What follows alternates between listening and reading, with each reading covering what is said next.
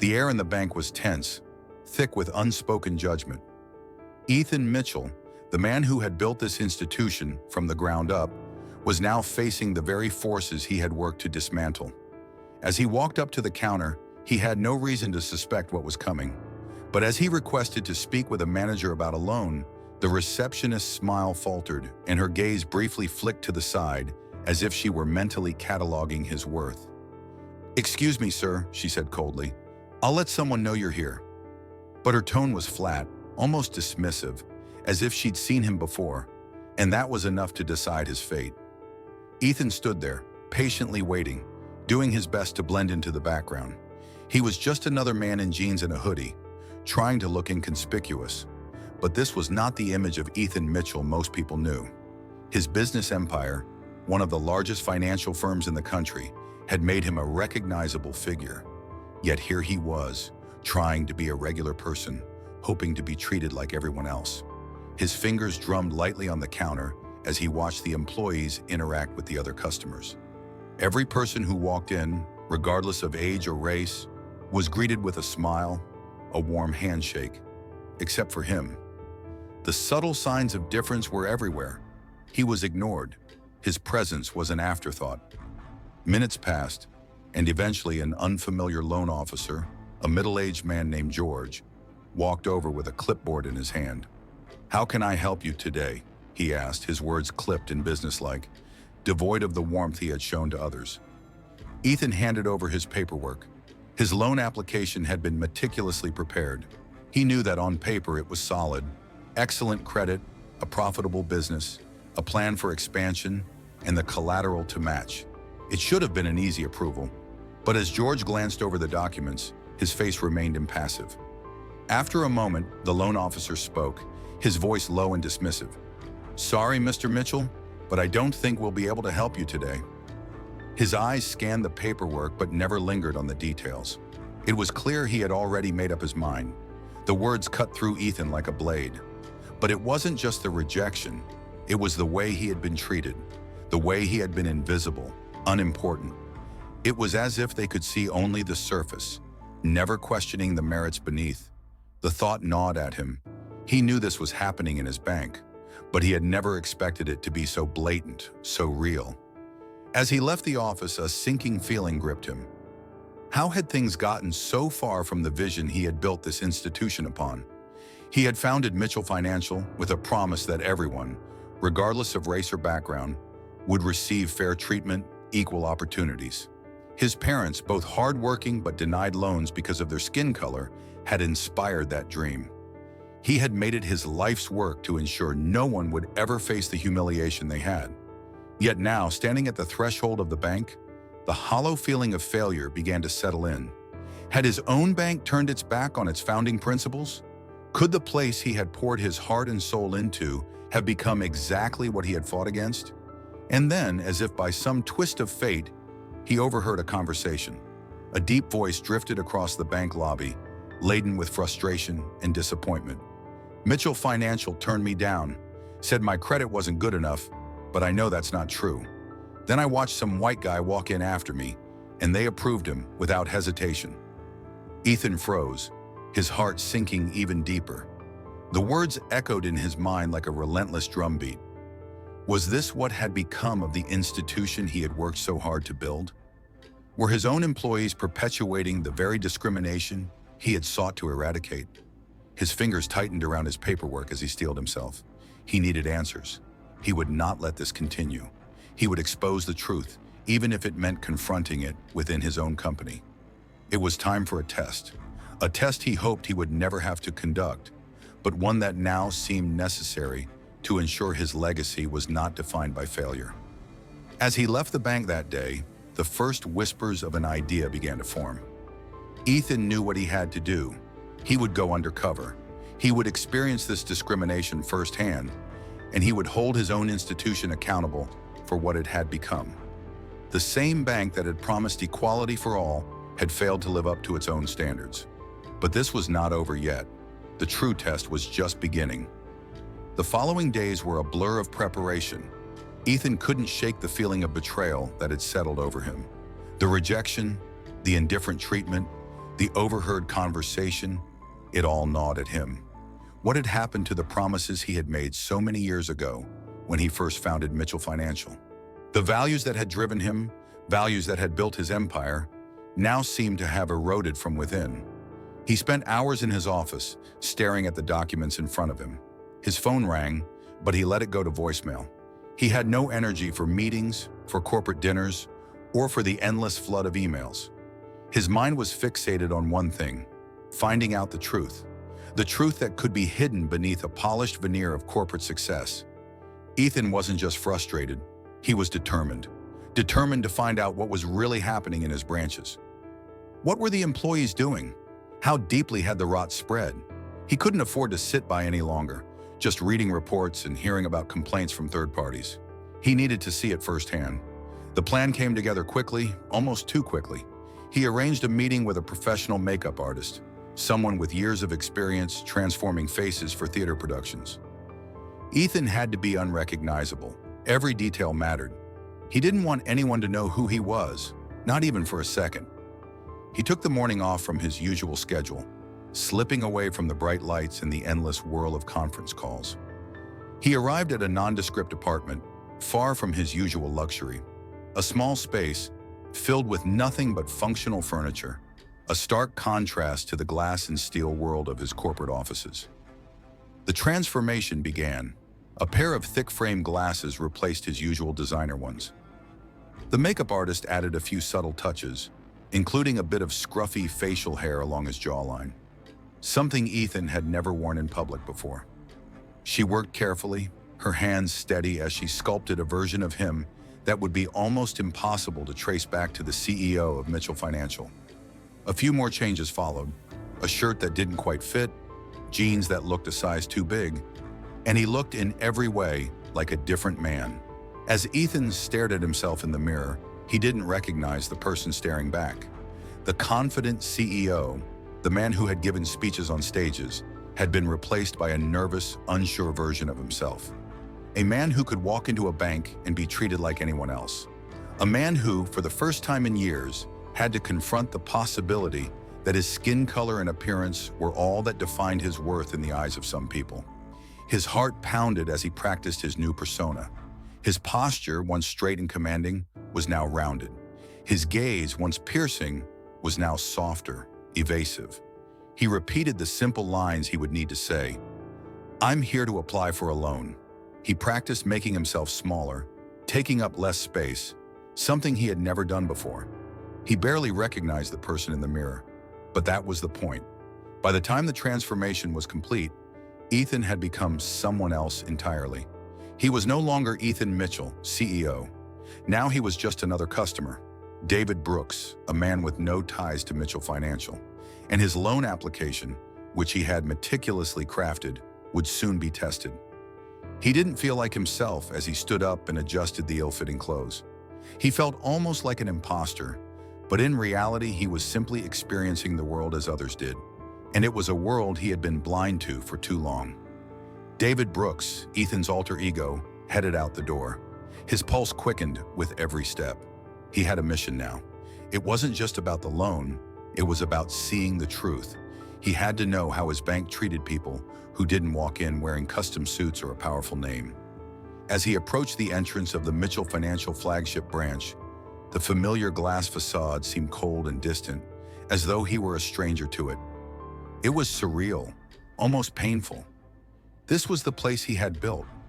These were the walls that had once held his dreams, his hopes for a better world. But now they felt like a cage, a reminder of everything that had gone wrong. David stepped through the doors of the bank, heart pounding in his chest. He wasn't just about to ask for a loan. He was about to walk into the heart of the very institution he had spent decades constructing, with all its flaws and imperfections. Everything was about to change. The lobby of Mitchell Financial was bustling with activity. People moved in and out of the building, walking with purpose as the morning light streamed through the towering glass walls. For a brief moment, Ethan, now David Brooks, felt the weight of the transformation on his shoulders. He no longer felt like the confident, powerful CEO. Instead, he was just another man in a sea of customers, hoping for a shot at something more. His heart was racing as he walked toward the reception desk, the same desk where he had seen so many people treated with warmth and respect. Today, though, the receptionist behind the counter barely lifted her gaze from the computer screen. She didn't even smile. "Good morning," David said, his voice deliberately softer, almost tentative. The receptionist, a young woman with long brown hair, glanced up briefly. Her eyes flicked over him with an indifference that felt cold. "Can I help you?" she asked, not quite meeting his eyes. David felt the difference instantly. He had been greeted by an entirely different energy before, whether it was by the staff or the customers. The warmth, the friendly gestures, the acknowledgement. None of that was here. It was as if he didn't exist. "I have an appointment to discuss a loan application," he said, keeping his voice steady. "David Brooks, I'm here for the 10:30 meeting." She looked down at the computer screen, her fingers tapping a few keys as she scrolled through information. "Right, just fill out this form," she said flatly, sliding a clipboard across the counter toward him without any acknowledgement of his name or even a polite greeting. "We'll get to you when we can." David stood there for a moment, staring at the clipboard in his hands. The silence felt suffocating. He took a seat in the waiting area, filling out the forms with careful precision, but his mind was racing. He could already feel the weight of the disparity. The young white couple who had walked in just after him was immediately greeted by a smiling customer service representative. Their paperwork was taken with a smile, and they were ushered to a nearby desk where an officer was waiting to meet with them. Meanwhile, David sat there, invisible. It had been nearly 15 minutes, and no one had even glanced in his direction. He noticed the subtle differences, the way the staff smiled at some people and completely ignored him. He could feel the tension in the air, the kind of tension that wasn't always overt, but was impossible to ignore once you recognized it. He glanced around the room, and the disparity only became more apparent. A man in his early 40s, dressed in an expensive suit, was escorted to a loan officer almost immediately after entering. His name, Kensington, was called, and a senior officer who had been at the bank for years welcomed him with open arms. The conversation seemed effortless. The officer seemed to know the man, remembering small details about his family, asking after his health, even inquiring about his daughter's recent graduation from an Ivy League school. The loan officer laughed at jokes that didn't seem funny, and the body language was friendly, almost familial. David's grip tightened on his pen as he watched, his stomach twisting. The treatment was as different as night and day. He was left sitting alone, while this man who had arrived after him was given priority treatment, warmth, familiarity, and genuine interest in his well-being. Everything David had built his company to oppose was happening right in front of him. As if on cue, the young black couple sitting across from him stood up. Their paperwork had been completed long ago, yet they hadn't been called to see anyone. The woman nervously tapped her foot, glancing at the clock on the wall. They were being ignored, just like David had been. He had heard rumors about the disparity in the bank's service to minority clients, but seeing it with his own eyes was an entirely different experience. The words from the convenience store, the complaints about Mitchell Financial's lack of commitment to its own values, rang in his ears. The couple across from him exchanged a knowing glance. They knew exactly what was happening. David's fingers clenched into a fist, the cold realization settling in. This wasn't just an isolated incident. This was systematic. His employees, the very people who worked under him, were participating in the kind of discriminatory practices that he had vowed to eliminate when he first founded this bank. How could this have happened? The tension was palpable as minutes passed. He continued to observe the scene, his pulse quickening. Every person who walked in after him, no matter their race or background, was treated with far more respect, far more attention than he had received. David could feel his blood boiling, but he forced himself to stay calm. He knew why he was there. He wasn't just going to get angry, he was going to gather evidence. And when the time was right, he would take action. As more time passed, he noticed something else. The loan officer who had been helping the young couple across from him disappeared into the break room, leaving them behind without a word. David looked toward the receptionist, who was now typing furiously on her keyboard, her eyes glued to the screen, completely ignoring the couple still sitting there, their eyes darting nervously toward the clock. David sighed inwardly. This was not the bank he had built. This was not the promise he had made to his parents, to his community, and it was certainly not the promise he had made to himself. His time in this bank was not over yet. He had seen enough, but there was more to come, more to discover, and more to change. The truth had to come out. It had been nearly 30 minutes. David had sat in the waiting area, his patience wearing thin as he observed the way the staff treated everyone else who walked in. He had watched multiple white customers arrive, fill out their paperwork, and be whisked away to loan officers within minutes. Meanwhile, he, David Brooks, sat, his application complete, his credentials impeccable, but seemingly invisible to the bank's staff. The young black couple across from him had been waiting even longer than he had, but their paperwork was ignored as well. A quiet frustration bubbled inside him, but he maintained his calm exterior. This was all part of the plan. He had to see this for himself, to confirm his suspicions. But as the minutes stretched on, it became harder to contain the anger that threatened to spill over. David glanced at the large clock on the wall. It was now 11 o'clock. His appointment had been at 10:30. He was well past due for a meeting. His mind raced. He had been patient enough, and now the moment had come. As he stood up from his seat, he noticed the receptionist finally glance in his direction. Alicia, the receptionist, met his gaze for just a fraction of a second before returning to her computer screen. "Mr. Brooks," she called, finally acknowledging him in a cold, almost mechanical voice. David stood and walked toward the desk, his movements deliberate. As he passed the young black couple, he gave them a small nod, their tired eyes meeting his with a mix of hope and exhaustion. He couldn't help but feel the weight of their shared frustration. "Mr. Brooks," Alicia continued, her voice still lacking any warmth, "Derek Thompson will see you now. Please follow me." David followed her through the lobby, passing by the loan officers who were engaged in lively conversations with their clients. The body language was relaxed, friendly even, and as they walked, David couldn't help but notice the sharp contrast between how the officers treated their white customers and how they had treated him. He was merely a shadow in their eyes, nothing more than a name on a form. Alicia stopped in front of Derek Thompson's office. "You can go in now," she said, before walking away without another word. David took a deep breath. This was it, the moment of truth. He opened the door to Derek's office and stepped inside. Derek, a mid-level loan officer who had worked for the bank for several years, was seated at his desk, typing something into his computer. He didn't even look up as David entered. "Have a seat," Derek said dismissively, not bothering to stand or offer a handshake. The chair in front of the desk was pulled out for him, not in a welcoming way, but with the same lack of enthusiasm he had witnessed from the receptionist. David took a seat, folding his hands in his lap. He was prepared for this. He knew what was coming, but nothing could have prepared him for what happened next. Derek continued to type on his computer without looking up. "So, Mr. Brooks, you're here for a business loan?" His tone was flat, almost uninterested. David nodded, his composure unshaken.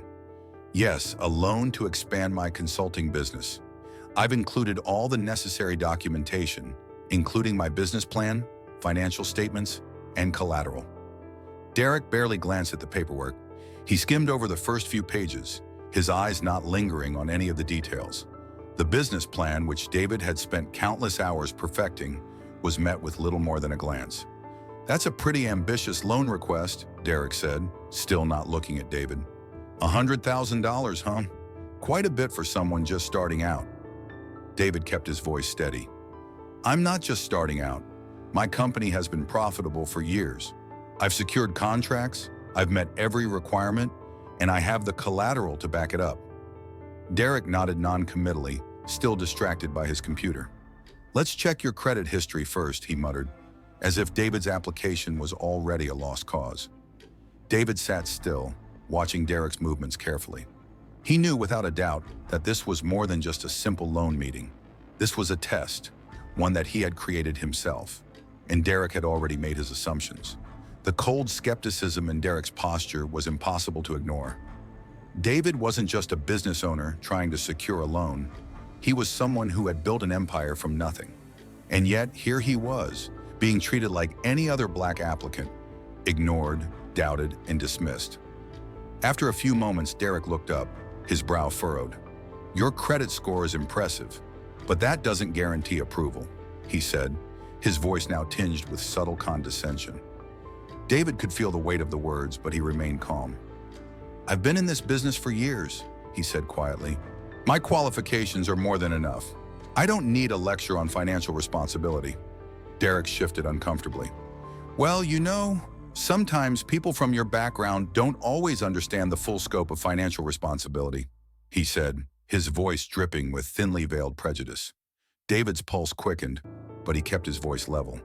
"My background doesn't affect my ability to manage a business. My financial statements speak for themselves." Derek's eyes flicked to the screen, then back to David, clearly uncomfortable. Of course," he said, though his tone was anything but reassuring. "But let's be realistic. A loan of this size? That's a big risk for us." David's heart was pounding now, but he knew he had to keep his composure. He couldn't let Derek's words break him. He wouldn't let his company be reduced to a stereotype. "I've already secured contracts worth over $1 million, Derek," David said, leaning forward slightly, his voice steady but firm. "I've been running a profitable business for 8 years. This loan is conservative for what I need to expand." Derek sat back, visibly uncomfortable. He didn't want to listen. His assumptions had already been made. David, however, wasn't done. He knew what was happening now. He could feel it, clear as day. He had experienced it countless times himself, in other places, with other people.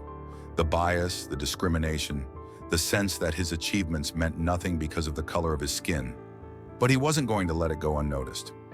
"Tell me, Derek," David said, his voice low but piercing. "What exactly do you mean when you say someone from my background doesn't understand financial responsibility? Are you suggesting that my qualifications don't matter? Or is there something else at play here?" The question hung in the air like a sharp blade, and for a moment Derek's face turned pale. He opened his mouth, but no words came out. David's gaze never wavered. This was the moment. This was the tipping point. He was going to force Derek to confront the truth, whether he was ready for it or not. The silence in Derek's office stretched on, thick and heavy. Derek's discomfort was palpable, his fingers fidgeting on the desk, his eyes darting nervously between David and the papers in front of him. For the first time, Derek was on the back foot, forced to confront something far bigger than the loan application sitting on his desk. David watched him closely, his expression a mixture of disappointment and resolve. He could see Derek struggling, trying to find an escape, a way to salvage the situation without confronting the truth. But David wasn't going to let him. Not this time. Not after everything he had witnessed in the last hour. "Tell me, Derek," David repeated, his voice calm but unwavering. "What exactly is going on here? Why is it that despite my qualifications, despite my track record, I'm being treated like this?" Derek opened his mouth to speak, but the words caught in his throat. He shifted uncomfortably in his chair, then finally muttered, I didn't mean it like that." "No," David interjected, his voice cutting through the air. "You meant exactly what you said. People from my background don't understand financial responsibility. You don't believe that I can manage a loan of this size, not because of my financial history, but because of my race." Derek's face turned red, his eyes darting between David and the papers in front of him, unable to meet David's gaze. The truth was undeniable now, hanging between them like a dark cloud. "Let me make this clear," David continued, his voice rising slightly with quiet authority. "You're not rejecting me because of my qualifications, Derek. You're rejecting me because of who you think I am. And that, my friend, is discrimination." For a moment, Derek didn't know how to respond. The realization of what he had just done, what he had just said, was starting to settle in. His lips trembled as he tried to form an excuse, but David wasn't going to let him off the hook. Not now. David leaned forward, his eyes locking onto Derek's with piercing intensity. "Let me tell you something. I built this bank to fight against the very thing you've just displayed. I wanted this place to be different, to offer opportunities to people like me, people who have been turned away time and time again, not because they don't deserve it, but because of the color of their skin." Derek's face drained of color as the weight of David's words hit him. He opened his mouth, but this time no words came out. His body language spoke louder than anything he could have said. Guilt, shame, and fear, all etched across his face. David stood up slowly, his gaze still fixed on Derek. "I'm not going to let this go," he said quietly. "Not this time. I built this institution to give everyone the same shot. Everyone. But if this is how we're treating people, then we failed. And I'm not going to let failure define us." David turned to walk toward the door, but before he could leave, Derek spoke again, his voice barely above a whisper. "Mr. Brooks, I didn't mean it. You didn't mean it, Derek." David cut him off, turning back around slowly. You meant every word. And that's what's so dangerous about this kind of thinking. You didn't even realize you were doing it. You didn't even realize you were perpetuating a system that keeps people like me from having the same opportunities as others. The room was heavy with the silence of truth. Derek didn't respond. There was nothing left to say. As David walked out of the office and into the lobby, he felt a sense of finality. It wasn't over, not yet. But this was the beginning of something new, something real. He had seen the truth, and now it was time to take action.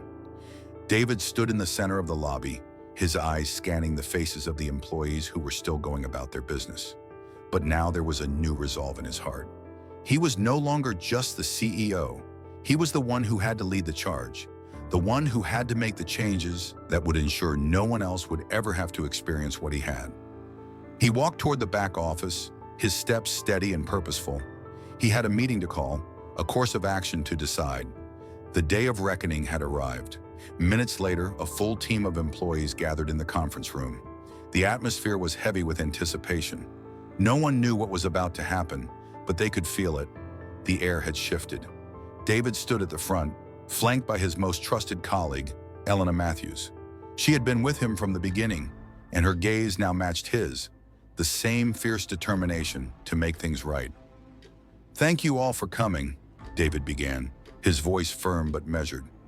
"What happened today cannot be ignored, not just as a company, but as a community. We are here because something went terribly wrong, a pattern of discrimination that we've ignored for too long. But today we stop it. Today we change the way we do business, and we hold ourselves accountable for the failures that have happened under our watch." He paused for a moment, allowing the weight of his words to settle. The room was silent. "Effective immediately," David continued, "we will be implementing comprehensive anti-discrimination training across all branches. We will be reviewing all denied loan applications from the last 6 months, and any that meet our actual qualification standards will be approved immediately, with my personal apology." Elena stepped forward, her voice calm but unwavering. "We will also introduce a mystery shopper program to ensure that no one is treated unfairly based on their race or background. These changes will be enforced and they will be public. No more excuses." The room was still. Everyone was processing the reality of what David was saying. But it wasn't just about policy changes. It was about making a commitment to the vision he had set out to create all those years ago. David's gaze swept across the room. "We built this bank on the idea that everyone, no matter who they are or where they come from, deserves the same chance. We can't just talk about fairness. We need to live it. From now on, we will be better, or we will fail trying." The staff left the meeting in a hushed silence, each of them carrying the weight of the changes that would follow. Some were shaken, others determined, but no one would walk away unchanged. David sat down at his desk, the phone ringing beside him. He didn't pick it up right away. Instead, he closed his eyes for a moment and reflected. This wasn't just a battle for fairness in one company. It was a fight to change an entire system, but it was a fight worth having. Later that evening, David found himself back in the same convenience store in his old neighborhood. It was a strange coincidence, but he knew that fate had led him here. As he approached the two men who had sparked his undercover investigation, he extended a hand. "I overheard your conversation here yesterday," he said, his voice steady. "I'm David Brooks, CEO of Mitchell Financial. I'd like to personally review your loan applications, if you'd be willing." The men looked at him in disbelief, the shock slowly turning to cautious optimism. They didn't recognize him at first, but when they did, their faces softened. And for the first time in a long time, They believed that someone might finally be listening. David's work was far from done, but this was a new beginning, not just for him, but for the entire institution he had built. The journey that had started with a conversation in a convenience store would now change everything.